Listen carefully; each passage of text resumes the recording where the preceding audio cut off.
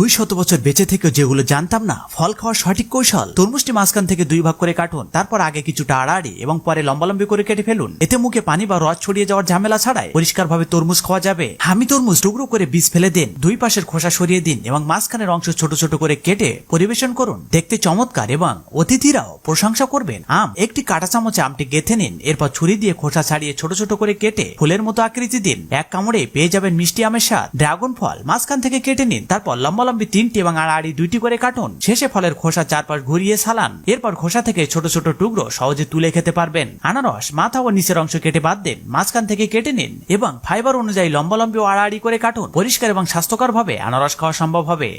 কমলার 2 মাথা কেটে নিন, তারপর একবার লম্বালম্বি ও পরে পাতলা করে কেটে নিন। সহজে হাত নোংরা না করেই খাওয়া যাবে। লিচু, একটি কাঠি বা চপস্টিক দিয়ে লিচুর মাঝখান দিয়ে এক টানে চেপে দিলে বীজ সহজে বের হয়ে আসে, ফলে সম্পূর্ণ ফলটি নিখুঁতভাবে খাওয়া যায়। ডালিম, ওপরের দিকে একটি চতুর্ভুজ আকারে কেটে ঢাকনাটা খুলুন, তারপর শিরার দিকে ছুরি চালিয়ে ভাগ করুন। একটি বড় বাটির ওপর উল্টিয়ে নিয়ে হাত দিয়ে ঠুকালে সব দানা ঝরে পড়বে, বাকিগুলো আলতো করে ঠুকালেই সব বের হয়ে আসবে। জাম্বুরা, ওপরের ও নিচের অংশ একটু করে কেটে ফেলুন, তারপর পাতলা করে খোসা ছাড়ান। মাঝখানে ছোট একটি কাঁটা দিয়ে ভেতরের খণ্ড খুলে ফেলুন। পরিপাটি করে ফলের কোষগুলো আলাদা করা যায়। এখন কিছু লাইক সাবস্ক্রাইব পাওয়া যাবে কি?